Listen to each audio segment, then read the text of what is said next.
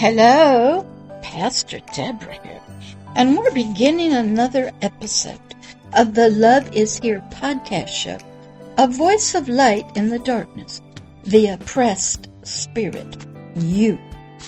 This is going to be episode number 33. We've been working through this study, these educational truths that I learned from Dr. Myles Munroe of the Bahamas Faith Ministries. He and his wife, Ruth, are now gone to heaven. But I listened to him and watched him at a conference called the Leading Edge Leadership Conference many, many years ago. And I was able to take his message, add to it, tweak it a little bit, and I came out with the oppressed spirit. For what I learned from him was we were kings of the kingdom of heaven, but we didn't know it. We were ignorant, we were oppressed spiritually, and living in darkness, which means ignorance. But our soul had glimpses of it, and we see that throughout ancient history. So I've been working through his teaching here in this wonderful podcast show. And I want to just go back, do a little review of episode number 32, so we'll have a way of understanding this teaching. So let me go back to that. We had been taught so far that people don't come to you.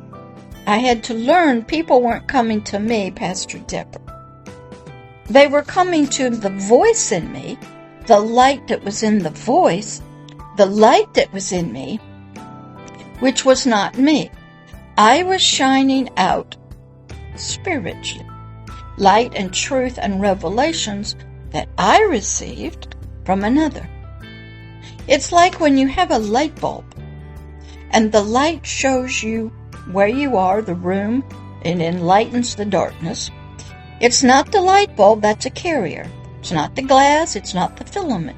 It's the energy, the light source coming through the wires that is giving the light. I had to learn that people needed to come to him, the King of the kingdom of heaven, the God of all eternity, paradise, the great creator, the great I am. And his fruit that was in me, that was being produced and served to humanity. I became a tree, a spiritual tree of his spiritual righteousness. I had to learn that people will confuse what I am giving for the gift that they need. For instance, if you're trying to get people to listen to you by your physical looks, your great creations, you're trying to get followers and supporters and don't realize you're just a carrier. You're just the light bulb. It is the message that you are giving that is the fruit of your life. You have a gift to serve humanity. We see that in statues and poems and artwork and music, nature. Everything has a voice.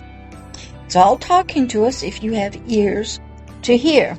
And the gift was his love, called agape, for them. And that he had the means and the ways to free them from their oppression, their darkness, their ignorance, their confusion, and to bring them into his kingdom of light, truth, righteousness, eternity, and fill them with his agape love.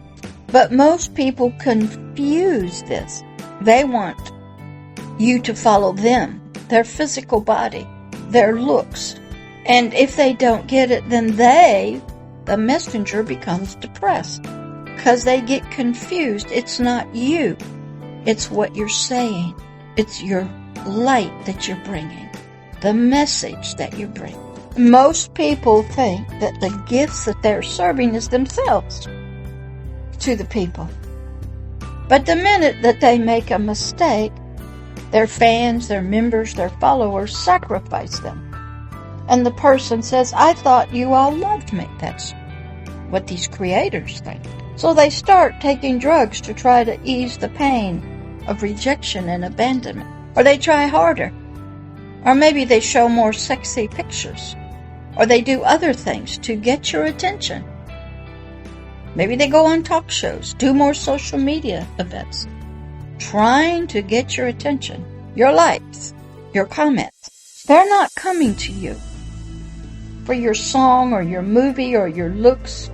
And when the song fades and time goes by, you are no longer remembered. Kingship, leadership, rulership is not about trying to get people to like you and follow you. Being a king on earth means you're no longer an oppressed spirit, but a king, a ruler, a leader, a teacher of the kingdom of heaven under the Most High God. And you are committed and dedicating to serve Him, His message, the Most High God, by serving the world and all of humanity.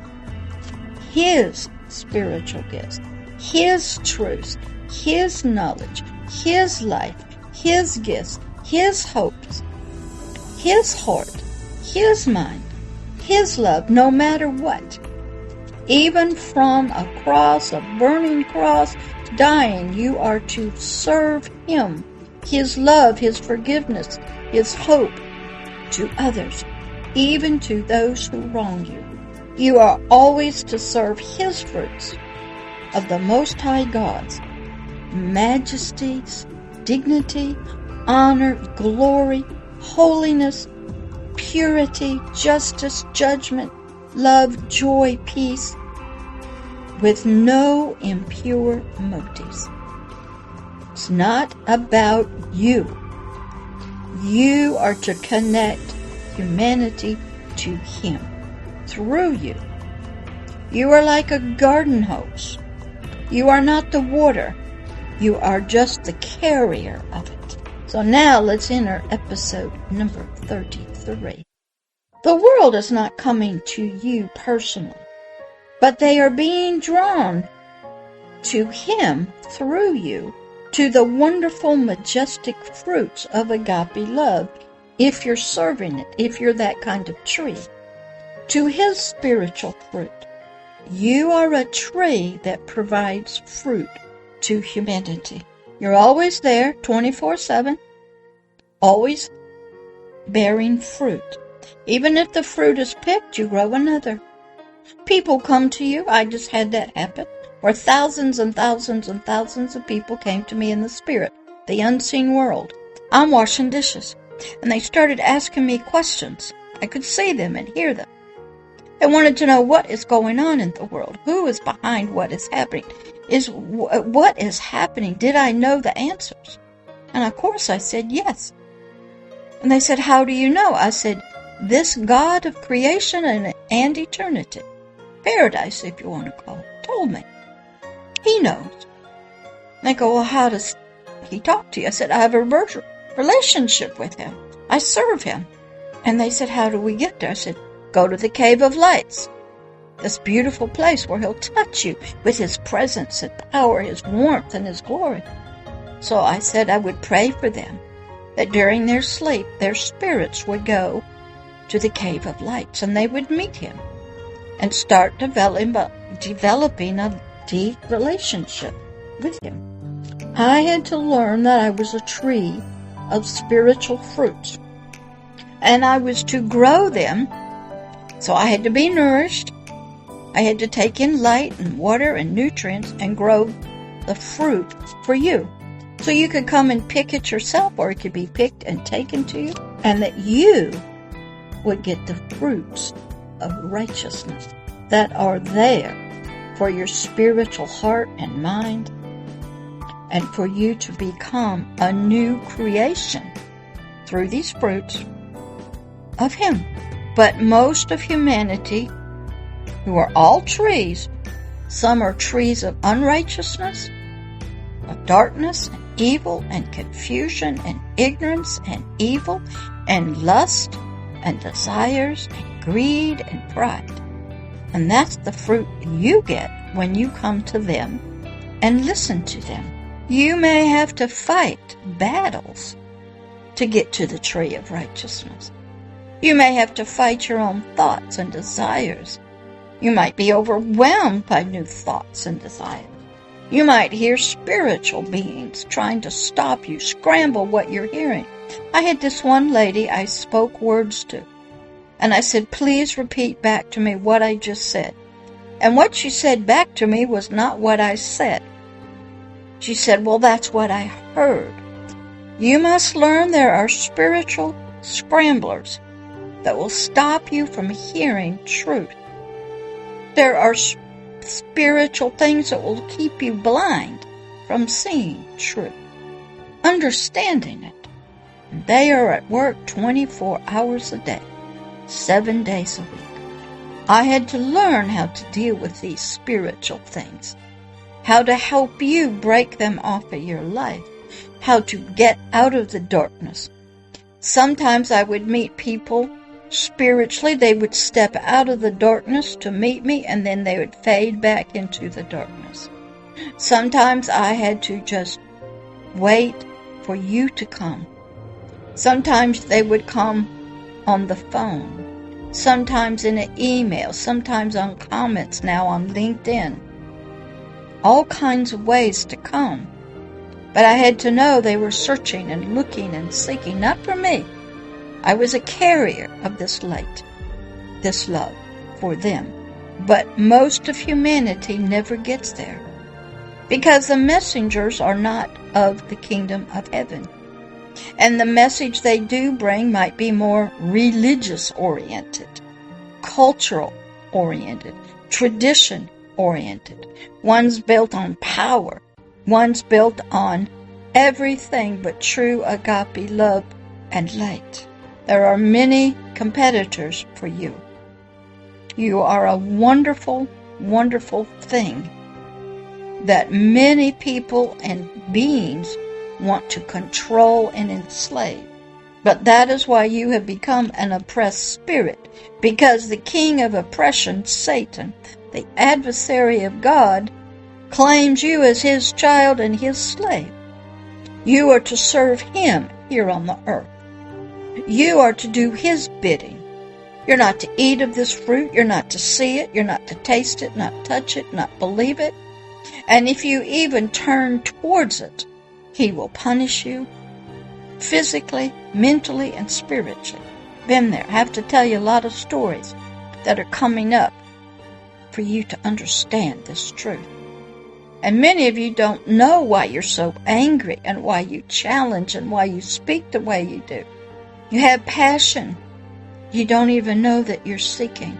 But I'm here to help you.